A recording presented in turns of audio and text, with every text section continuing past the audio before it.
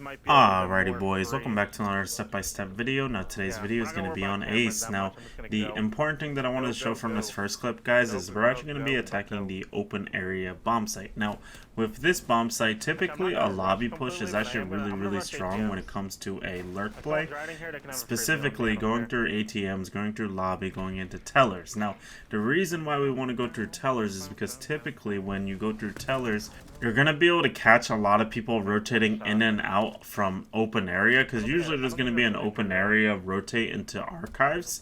And so when we go into tellers, our goal is going to be essentially to basically cut off that rotation. Now you're going to see here a castle inside of archives is going to go ahead and make a nice little hole for me. I'm going to go ahead and get an easy kill into him, and then all I'm going to do now is I'm just going to control this space that I created for myself and start getting myself free kills through the holes that castle made for me. Now it's important to note that the enemy team kind of screwed over really badly by not playing inside of tellers whatsoever.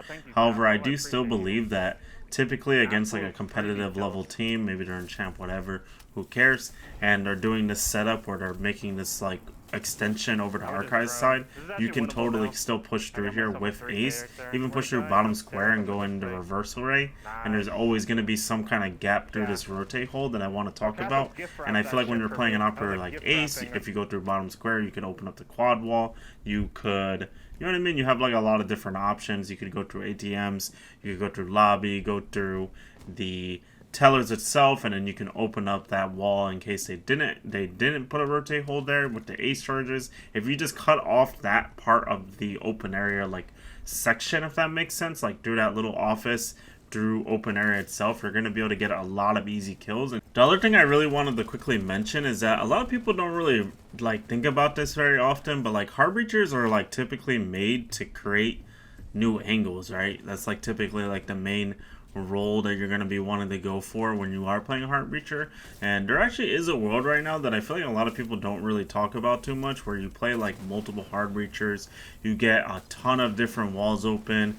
Maybe you have like a Thatcher, maybe you have somebody that can get the bandits, Twitch, whatever, you know what I mean. Grab somebody that can get rid of that utility to deny those walls, and then have a lineup where you run a lot of different characters that basically allow you to open up a lot of different angles. And then what tends to happen is the defense gets overloaded, okay? And when the defense gets overloaded, they're pretty much on a fast track to losing the round, because they're not going to have enough manpower to cover everything.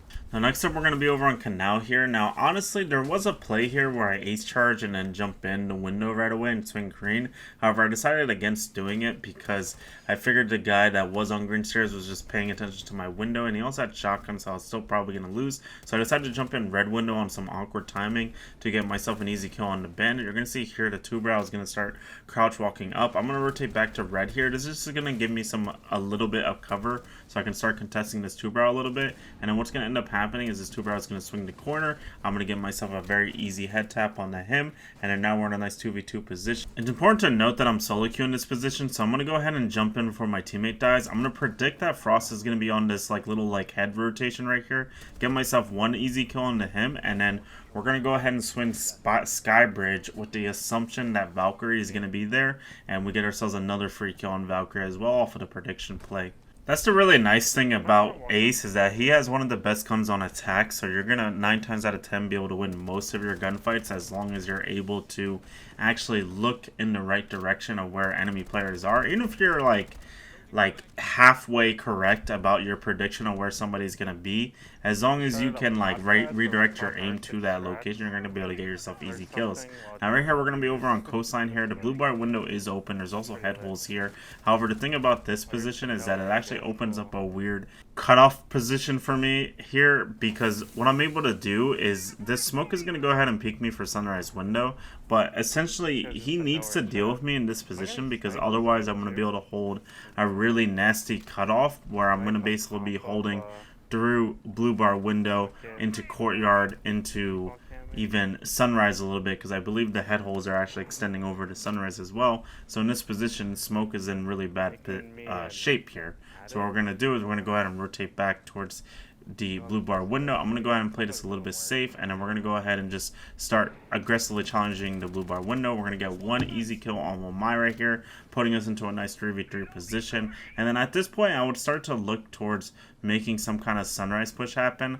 Unfortunately, my teammates are pushing very aggressively in this position, so I'm going to go ahead and look towards the kitchen window to try to like speed up my push.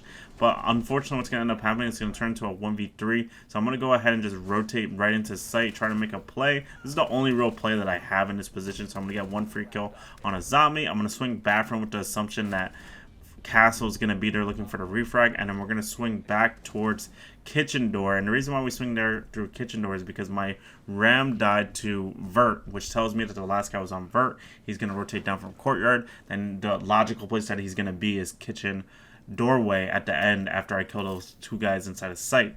So that's how we know that the last guy in that position is going to be on kitchen doorway, and that's why we're going to go ahead and swing immediately, because he's going to be looking for the refrag after I killed just both of his teammates, you know what I mean? Next up, we're going to be over on Night Haven here, and as you guys can see, we're going to go ahead and mess up our ace charge for the main wall. However, one of our last ace charges, our third one, is actually going to go ahead and open up the wall because they were doing a K-trick play, and we're going to go ahead and start working towards an exo push, because basically in this type of position, the idea that we're going to be looking for is we're going to be trying to look for some kind of exo walk down play in here.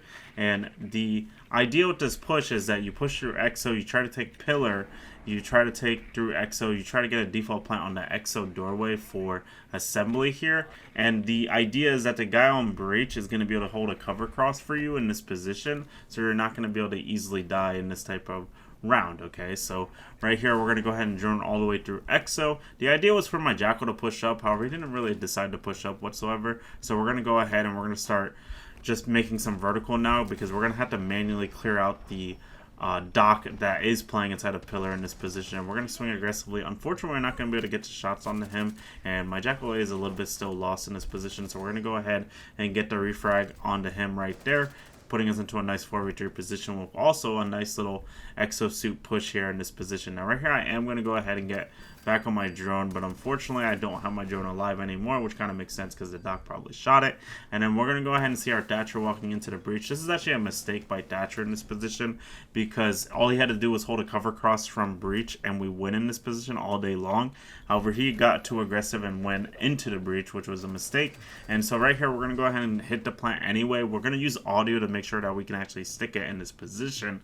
And then what we're going to do is, after we get that plant down, since my other two teammates are inside of exosuit, I'm going to go ahead and rotate upstairs and try to rotate to vertical. I'm going to breach charge open above the diffuser that I planted, and we're going to go ahead and play this position. Now the idea here is that we're going to hold the rotate hole to get a free kill on anybody trying to jump over it, because they're not going to be able to contest me. And then right here it's a nice 3v1 position. The bomb is down still, and the last guy for some reason decides to try to flank me in this position, which is a mistake, because he's not going to be able to actually win the round like this, because I'm going to be able to easily burn out the rest of the time and get myself a very easy kill onto him to secure the round. Now next one, we're going to be over on bank here. Now this one I typically will go for a play where I put some claymores down for the window hop out, specifically for the ones inside of sight. So we're going to do this one specific spot. This is going to land for both of the double windows, so that's why I like to do this one in particular.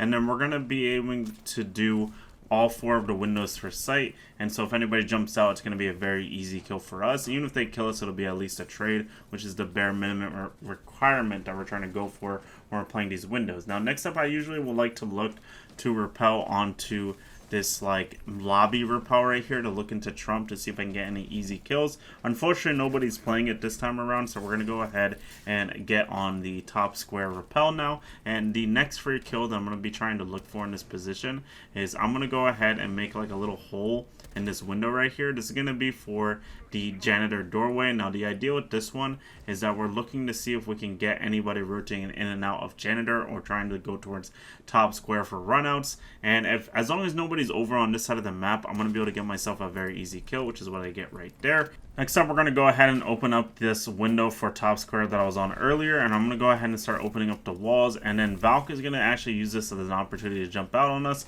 Unfortunately, she's going to whiff her shots. We're going to look away and start going up and down really fast on our pellets to make sure that she hits our claymore. Then we're going to go ahead and swing the window. We're going to look towards Trump and actually find a dock on the double door close to us. And in these type of positions, now we're in a 2v1. Last one alive here in this position is Valkyrie. Unfortunately, my Zero is going to get too aggressive and sell his body in this position, and he's going to end up dying to Valkyrie over by Marble. So I'm going to go ahead and just repel in here. This kind of was a mistake, because what could have happened in this position is I could have gotten killed immediately by the Valkyrie. However, I don't think she was prepared for me to actually swing in right there, so I was able to get into sight right here, very nice and easy. The Valkyrie rotates over to Trump, so I'm going to go ahead and use that as an opportunity to shoot the Valk camera that was inside of sight.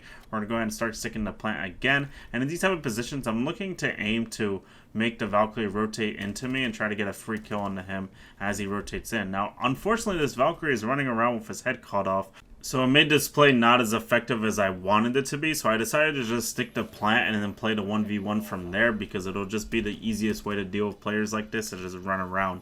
Now, this Valkyrie is going to go ahead and rotate into meeting here. Now, unfortunately, I didn't actually reload my gun in this position, so I'm actually, when this Valk swings, I'm going to hit one bullet onto her, I'm going to panic, and I'm going to have to rotate back into cover and reload. We're going to go ahead and rotate over, reposition now to the bomb in this position. The reason why we do this is because it's just going to be a nice little cover point.